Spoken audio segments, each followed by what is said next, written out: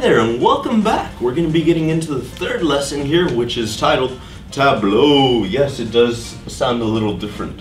The word's spelled like table with an A and a U at the end. Tableau basically means freeze. So the whole idea here, the goal is to have your students create a tableau that's representative of a given scene. So if you were to tell your students, okay, you're going to create a tableau of a tree, they might do something like, and then come out of it. So the idea is to reach a state of stillness where your students are completely frozen while the audience observes. That's basically a tableau. I'll walk you through a few different phases and we'll scaffold it in a sense. I'll start off with a one-panel tableau, a two-panel tableau, and we'll ultimately move on to a three-panel tableau that will relate to the beginning, middle, ending of a selection or of a comic. With that in mind, as I'm getting into this lesson, as I'm opening it, I want to introduce another concept here that's called an energy yawn. An energy yawn, similar to the cross crawls, it is designed to get your students to liven up, to basically wake them up. So the way an energy yawn works, basically you're going to open your mouth and yawn, and as you're yawning, you're going to massage this part of your mouth right here. So it looks something like this.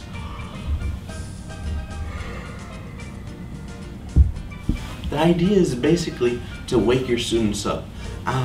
Studies indicate that basically the more comfortable our students are feeling, the better their learning is going to be in the classroom. So one more time, that's an energy yawn, simply yawn. And don't worry about having your students being too polite with covering their mouths. The idea is to simply yawn and wake up. The very next thing I want to talk about is the lazy 8. If you could imagine an infinity sign, or take that 8, turn it sideways so that it looks like an infinity sign, you're going to put your thumb right in front of you here, and you're basically going to create that infinity sign with it. And as you're creating the infinity sign with your thumb, your eyes are following it. The idea here is that we're trying to fight ocular lock.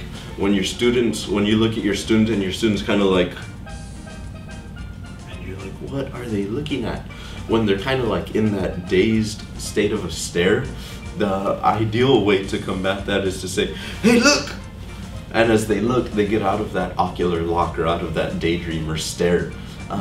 Lazy 8s help fight that. The idea is to kind of wake up this whole area of the face, the eyesight. You're kind of getting them out of that. You're preventing ocular lock or that state of where they're simply staring in like some kind of state. The next thing I'd like to get into from here, basically opening of the lesson for Tableau, energy yawn, yawn, the lazy 8, sideways infinity sign, follow it with your eyes. After you do one arm, do the other arm, follow it again. If you want it to get really tricky, do both. It gets somewhat complex, wakes your students up, then somewhat challenging and fun. The next idea is a strategy that's called be it or use it. Your students are simply going to walk around the classroom, not in a forceful way, simply walk. Some commands or directions for them might be like, simply walk slowly. So your students would be walking, kind of wandering around the classroom. As they're wandering or walking, you'd simply say, be it! And after you say be it, you might say a tree. So your students might be a tree, and they're going to freeze it. The other idea is to say, as they're walking around, walking, say, use it, a kite. And your students might pretend as if they're using a kite and it's flying in the air. The idea here is to get them to move. Pretty cool activity to use with spelling words, although not always do they lend themselves to the be it portion or the use it portion. Have to kind of figure that out. Most of the time nouns work fairly easily. The idea of, say for example, say your students are walking around and you say, be it, a kite! And your students pretend that no, they are the kite and that they're kind of swaying in the air. And then you might have them say, okay, walk, walk, walk, walk, walk, walk, walk, walk, walk, as your students are walking around. Then you switch over to use it, and they switch over to using the kite. Moving on. The next idea that I want to talk about is this. It's a simple fuzzy koosh ball. If you're wondering why in the world did this guy bring up a koosh ball, the idea here is when I'm questioning students, typical question and answering sessions, like, hey, what's 2 plus 2? And a student raises their hand and says 4. Instead now of simply saying, hey class, what's 2 plus 2? And I see a few hands up and someone says 4, and I say, hey Johnny, what's 2 plus 2? 4. Hey Sally, what's 2 plus 2? She says 4. The idea here that changes it, basically I'm creating the whole kinesthetic aspect here. I'm simply going to underhand toss the ball to little Johnny or to Sally over there. What I found within my classroom when I'm asking questions, I may see something like 10 hands in the air if I'm just doing a typical question and answering session. As soon as I switch over to the koosh ball, I'll see classroom engagement and participation increase by at least another 10 to 15 students. So I'm talking now where I have a class of maybe 20-25 students with their hands in the air because of a koosh ball. Everybody wants to get their hands on the ball. The reason why I go with something like this, it's very soft, it's very kid friendly.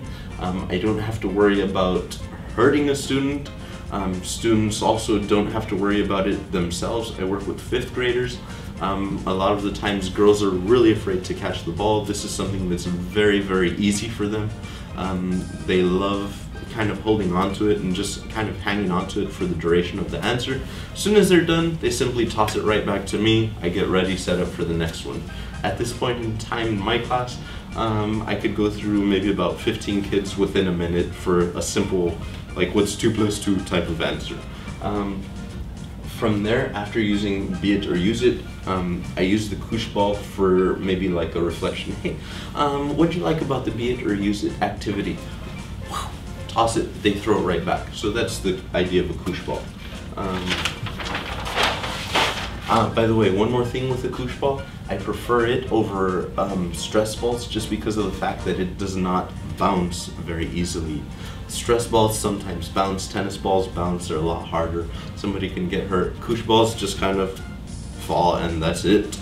Moving on into the lesson. Here, the way I'd start off the Tableau lesson is by introducing the mingle game, simply going to sing a mingle, mingle, mingle, and students are going to walk around or mingle around the classroom. Then I'd say a number like 2. Students would get into a pair of students. They'd get into a group of 2. As they're in the group, I'd say a mingle, mingle, mingle. 5. Students would then get into a group of 5. If somebody's not in a group, I like to have this rule where if you're not in a group, you're in transition with me. So the student simply comes over, stands right by me. And the addition to that rule is you can't be in transition with me for more than 1 round. So students will then kind of take turns as they're not in groups. The whole idea is to promote a good classroom and a good environment for them. The thing I tell them is that as performers, you want to make each other look good. When someone's on camera, there are people supporting that person who's on camera, or tons of other situations for you there that can prove that. After the mingle game, I might again ask a question. I want to get them thinking basically about what we're doing in the class. How can we use the mingle game elsewhere? Take the koosh ball, toss it. I'd get answers back, cover that stuff. Aside from there, I'd have my students journal it. So in their journal, simply write, hey, I thought this game could be used here, here, and here. After that, that's it, move on. Say now, for example, you're reading a comic in class. You're going to have your students orally read it, of course. We'll say row 1 reads first, row 2 reads second, row 3 reads third. Maybe all the boys read, then all the girls read, maybe then the whole class can read. Choral reading. As we're going through that, I'd have them summarize at different points what's going on. I'd switch right into the koosh ball, toss it to them. From there, we'd move into a graphic organizer that looks like this. Simply 1 sheet of paper, draw two lines down, 1 line across, excuse me, right beginning, middle, end at the top. Simply what happened at the beginning of the story, what happened at the middle of the story, what happened at the end of the story, and have them fill that out. From there, I love to get into Tableau. Okay, so for a really easy round of Tableau, have everyone in class stand. Again, we played the game Be It or Use It for this reason. That's kind of like the precursor, so to say, to Tableau. You want your students to get into that state of stillness where they are not moving. A one-scene Tableau, really easy. That's the Be It version of the game. So you might simply say, Be It a tree! And your students would do this. And they'd stay in that state of stillness. That's basically a one-scene Tableau. Say you wanted to move on from there. At this point in time, I might play the Mingle game. From the Mingle game, run through all of the regular procedures for it. From the Mingle game, I'd get into a two-scene Tableau now that students might be in groups of like maybe 4, 5, or 6. As you're in a scene of 4, 5, or 6, a few ideas for you. Basically, if this is the classroom, this is the front of the classroom, this is the back wall, have your students line up here, 1, 2, 3, 4, 5, 6. They step off the back wall and they get into their Tableau. A really funny one I recently did was a horse. I was in a group of 6, and in this group of 6, we all came together to form one horse.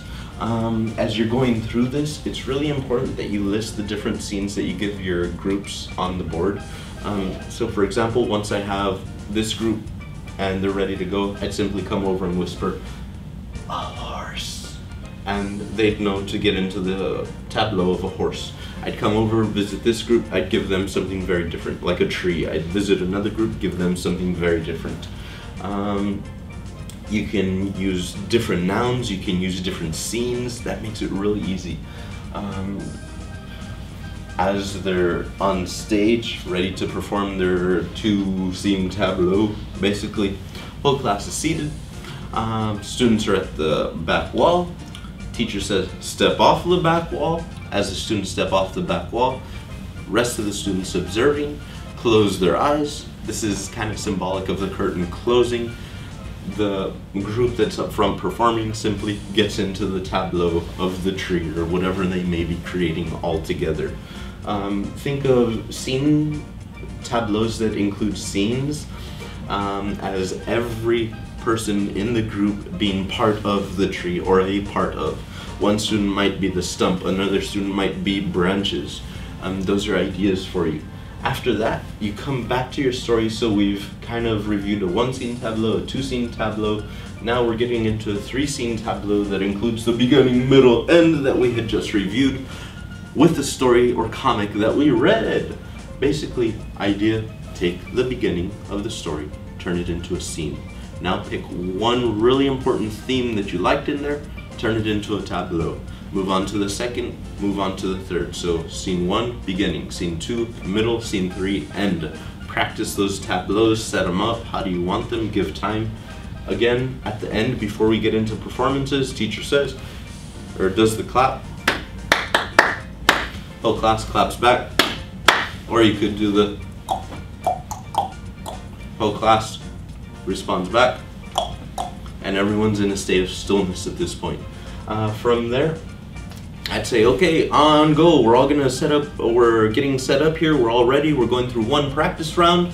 As we're ready for the one practice round, ready, set, go. All groups begin their performances of the Tableau. Keep in mind though that you have to give them cues to switch into the next Tableau. So I might say, go. They'd all get into their first Tableau. They'd freeze. I'd say, to the back wall. They'd go to the back wall. Ready, set, go. They'd get into their second Tableau. Freeze, leave them there for about 20 seconds. Head back to the back wall. I'd say, go. They'd switch into their third Tableau, whatever that may be, the tree, a bird, whatever is related to your story. From there, as they're in the Tableau, leave them there a few seconds, maybe 10, 20, completely up to your class and grade level. I think for a lower grade level, you may want to keep them there less time. For a higher grade level, maybe 20, 30 seconds max. That's a lot of time. And while they're in their Tableau, the class is simply observing in silence. They're seeing what's going on, what scene is happening. From there, you want to ask your students for the closure, basically, a few things. as your students are, after the whole process, after one group has come up and performed, I would ask the class, hey, what did you see? And after they told me, say maybe it was a desert scene and I was like this and somebody said, I saw a cactus. Well, could you explain to me why you see that as a cactus? And I'm getting into metacognition here because I'm having students think about their thinking. So a student says, it's a cactus. Oh, why do you say that? It's a cactus because I know that saguaro cactuses have one long center part and two arms and they kind of stand up like this. Ah, okay. So the idea here is they're drawing conclusions, they're making inferences, we're getting into higher order thinking skills. After that, I might have them reflect a little bit on the process in regards to what they saw, what they did, how they interacted with their peers. From there, I'd get into the game Wordsmith. It's a really easy game. Basically, have your students sit in a circle. Maybe you have your whole class, maybe you have two small groups depending on how many students you have. It's really easy. First person introduces the game. The game starts off like this. Every person in the circle can only say one word at a time. You're all going to tell a story. You're going to make it up as you're going. So, first person here might say the, next person story, third person was, fourth person about, the, beginning, middle, and end, period. And you go on like that. To create a story, you could definitely do that as a summary of the process and find out where your class takes it. I've done it a few times and it's always interesting, but the really important thing is during this, you can always catch the students who were a little bit off and didn't get it. So with those guys, you could simply come back, review with them, hey, I noticed you said this and that wasn't really what we did, so what can we do to fix that? Take it from there. Moving on, I'd get into a reflection from there, basically what, so what, now what did you see throughout the whole process? So what was the significance of everything? Now that you've done it, now what? How are you going to use it in the future? How do you like this? What did you not like? And that's basically the whole idea there. One thing on the Tableau, I recommend putting up the scenes on the board and having students maybe guess off of that list.